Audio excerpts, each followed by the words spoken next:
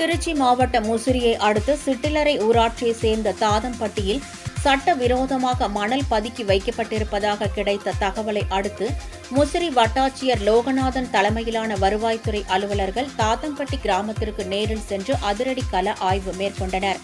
அப்போது அந்த கிராமத்தைச் சேர்ந்த சுரேஷ் என்பவருக்கு சொந்தமான நிலத்தில் அரசு அனுமதியின்றி சுமார் 80 யூனிட் மணல் பதுக்கி வைக்கப்பட்டிருப்பது கண்டுபிடிக்கப்பட்டது. இதனைத் தொடர்ந்து சட்டவிரோத மணல் பதுக்கல் குறித்து கனிம வளத்துறை வட்டாட்சியருக்கு உடனடியாக தகவல் தெரிவிக்கப்பட்டது. மேலும் மணல் பதுக்கலில் ஈடுபட்ட நபர் மீது வழக்கு பதிவு செய்து நடவடிக்கை எடுக்குமாறு காவல்துறையினருக்கு வருவாய்த்துறையினர் புகார் அளித்தனர்.